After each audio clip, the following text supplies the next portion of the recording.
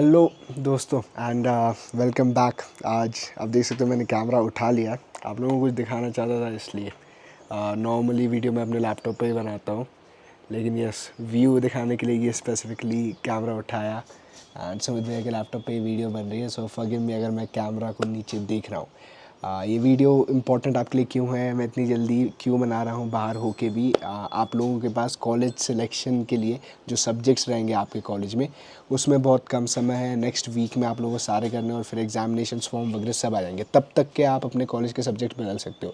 तो इस वीडियो में हम चेक करेंगे कौन से सब्जेक्ट्स ईजी होते हैं, कौन से सब्जेक्ट में मतलब थियरी एग्ज़ाम नहीं होती है, कौन से सब्जेक्ट में आपको चॉइस नहीं मिलती है, कौन से सब्जेक्ट में चॉइस मिलती है। ये सारी चीज़ें एक एक करके कवर करेंगे। तो आप स्क्रीन पे देख सकते हो सबसे पहले डीएससी लिखा है।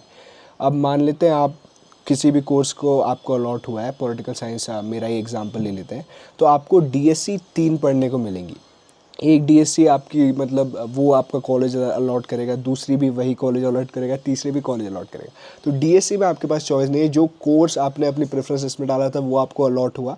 तो ये 3 आपकी कोर्स की स्टडी के लिए बने हैं। जैसे मैं पॉलिटिकल साइंस पढ़ रहा हूँ तो मुझे कंटेम्प्रेरी पॉलिटिक्स ऐसे टाइप के सब्जेक्ट्स पढ़ने मिलते हैं डीएससी में। अब ये 3 पेपर होते हैं। कॉलेजेस में ऐसा सीन नहीं रहता कि आप डिफरेंट डिफरेंट सब्जेक्ट्स पढ़ रहे हो, इसको बोलते हैं पेपर।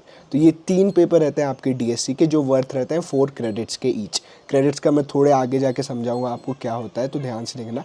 लेकिन ये 3 आपके पेपर रहते हैं जो रहते हैं 4 क्रेडिट्स के ईच। तो अगर आपने इन तीनों पेपर को पास कर लिया तो आपको 12 क्रेडिट्स मिल जाएंगे। अब डीएससी के बारे में ये समझ गए। अब इस वीडियो के मोस्ट इंपॉर्टेंट पार्ट पे मूव ऑन करने से पहले मैं आपको कुछ बता देता हूँ। अगर आपने डीओबीडी चैनल को फुल सीज़न में यूज़ किया है तो आप मतलब पीवाईक्यूज़ के बारे में तो जानते ही होंगे। कल ही हमें रोड पे बच्चे मिले थे जो बोले थे भैया आपके पीवाईक्यूज़ करे थे एसआरसीसी आ गए। तो नेक्स्ट ईयर भी हम बच्चों की यही मदद करना चाहते हैं। इसके लिए हमने एक रेफर एंड अर्न फीचर बनाया है जिससे आपको भी पैसे मिलेंगे, बस अपने दोस्तों को बताने के लिए कि हाँ भाई पीवाईक्यूज़ मैंने यूज़ किए थे, मैं दिल्ली यूनिवर्सिटी में आ गया, आप भी कर सकते हो।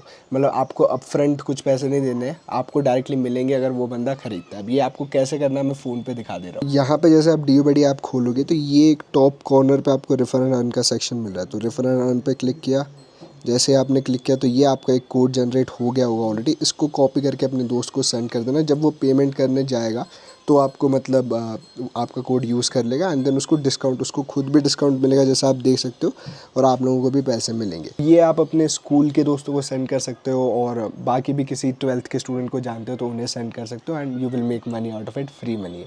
अब नेक्स्ट चीज़ जो जीई मैं बोला था मेन इंपॉर्टेंट चीज़, जीई ऐसा सब्जेक्ट है कि आप चूज़ कर पाओगे मल्टी डिसिप्लिनरी नेचर में। तो जैसे आप, मेरा पॉल साइंस है, मैं कॉमर्स के भी सब्जेक्ट ले सकता हूँ, मैथ के नहीं ले सकता अगर मैथ 12th में नहीं था मेरे पास, लेकिन साइंस के भी ले सकता हूँ, कुछ कुछ इलेक्ट्रॉनिक्स के भी ले सकता हूँ। तो जीई में आप चूज़ कर सकते हो, लेकिन इसमें ध्यान क्या रखना है आपको, 4 क्रेडिट्स का एक ही पेपर होता है। आप एक ही जीई पढ़ो अपने 6 सेमेस्टर्स में, तब उसकी आपको एक माइनर डिग्री मिल जाएगी। अब माइनर डिग्री का क्या कॉन्सेप्ट है, इसमें ये भी सवाल आएगा आपका। माइनर डिग्री ऐसा है कि अगर आपने 6 सेमेस्टर एक सब्जेक्ट पढ़ लिया जो आपका मतलब ऑफिशियल सब्जेक्ट नहीं था, मेन सब्जेक्ट नहीं था, वो रहेगा आपका जीई। तो अगर मैं पॉल साइंस का हूँ, मैंने कॉमर्स पढ़ लिया 6 सेमेस्टर, तो मेरे को एक कॉमर्स एंड मैनेजमेंट में माइनर डिग्री मिल गई। अब मैंने ये 6 सेमेस्टर पढ़ लिया था, ये माइनर डिग्री से मैं कॉमर्स परस्यू कर सकता हूँ अपने मास्टर्स में। तो ये एनईपी के कारण आप लोगों को एक बैकअप ऑप्शन मिल जा रहा है अगर आप जीई सेलेक्ट करते हो, 6 सेमेस्टर सेम जीई पढ़ते हो, कि हाँ भाई अगर मेरे को पॉल साइंस पसंद नहीं आया मैं अपना बैकअप जीई रख सकता हूँ और उसको भी मास्टर्स में परस्यू कर सकता हूँ। तो जीई सेलेक्ट करते समय ये सवाल खुद से पूछ लेना कि क्या मैं ये सब्जेक्ट 6 सेमेस्टर पढ़ पाऊँगा। बीच में स्विच करोगे तो फिर 4th ईयर में जाके आपको फिर से वही सब्जेक्ट लेना पड़ेगा। तो दिस लिटिल प्रॉब्लम्स आप फेस करोगे जीई में।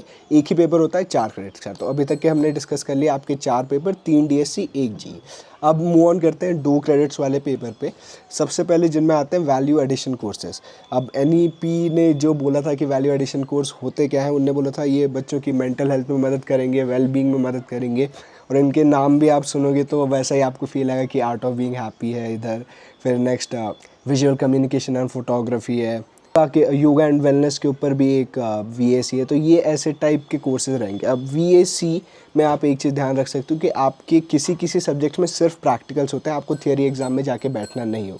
अब इसकी लिस्ट ऑलरेडी बना के नहीं रखी है मैंने, तो अगर आप चाहते हो इसको तो कमेंट कर दो लिस्ट, और वो लिस्ट में मतलब बना के उस पर जल्दी वीडियो डाल दूंगा। तो जब आप अभी VAC की चॉइस करोगे तो ये देख लेना कि प्रैक्टिकल है सिर्फ या फिर उसमें थियरी एग्ज़ाम भी होने वाली है। ये करके आप 2-3 सेमेस्टर थियरी एग्ज़ाम से बच सकते हो। आगे जाके आपको थियरी एग्ज़ाम देनी पड़ेगी, या अभी थियरी लेके बाद में बस प्रैक्टिकल्स देके आप निकल सकते हो। तो ये एक आध सब्जेक्ट मैं बता ही देता हूँ, विजुअल कम्युनिकेशन में नहीं है। उसमें बस आपको फ़ोटोज़ लेनी है, सबमिट करना है, आपका टीचर आपको जज करेगा। ये एक और पेपर हो गया, 5th पेपर हो गया आपका 2 क्रेडिट्स का। नेक्स्ट वाले पे मूव ऑन करते हैं हम लोग, जो रहता है आपका SEC स्किल एनहांसमेंट कोर्स।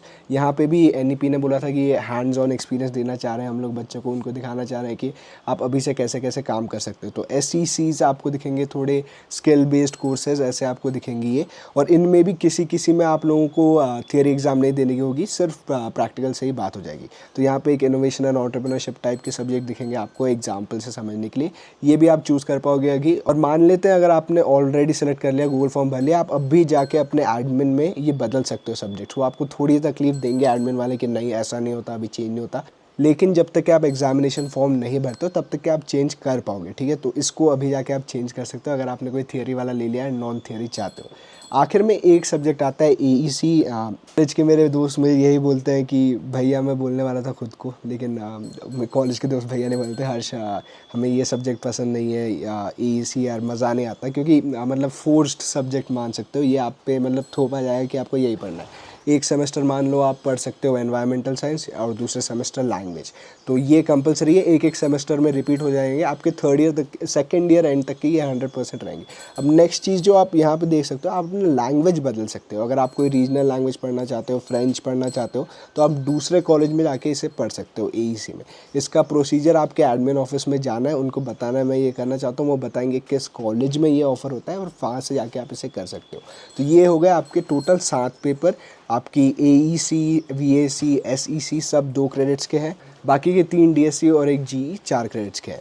अब क्रेडिट्स का मतलब क्या होता है, अगर आपके पास सर्टन अमाउंट ऑफ क्रेडिट्स नहीं हुए तो आप अपने 2nd ईयर में नहीं जा पाओगे। तो आप सेमेस्टर 1 में मान लेते हैं आपकी बहुत बैक आ गई, और आप 5-10 क्रेडिट्स भी नहीं ला पाए, सब में फेल हो गए, और तो वो आपको सेमेस्टर 2 में जाने देंगे, ठीक है। सेमेस्टर 2 में जाने देंगे, सेमेस्टर 2 में मान लो आपके 28 के 28 पूरे फुल क्रेडिट्स आ गए, फिर भी आप पास नहीं कर पाओगे। एक सर्टन अमाउंट ऑफ क्रेडिट्स रहता है जिसे आपको लेना है। ये क्रेडिट के बारे में जानना चाहते हो तो उस पर भी डिटेल वीडियो डाल दूंगा, लेकिन ये मत सोचना कि अगर आपने एक सेमेस्टर फेल कर दिया तो वो नेक्स्ट सेमेस्टर में नहीं जाने देंगे, नेक्स्ट ईयर में नहीं जाने देंगे, कि वो टोटल CGPA बनता है उस आपका, और वहाँ पे आपके पास इनफ क्रेडिट्स नहीं है तो आपको नेक्स्ट ईयर में जाने नहीं दिया जाएगा। तो ये बातें ध्यान रख लेना। अगर आप चाहते हो कि इन चीज़ों पे भी डिटेल वीडियो आए तो मुझे कमेंट्स में बता दो, मैं जल्दी ला दूंगा। चैनल को सब्सक्राइब कर लो, दोस्तों के साथ रेफर एंड करो, शेयर कर दो चैनल को, और मिलते हैं नेक्स्ट वीडियो में।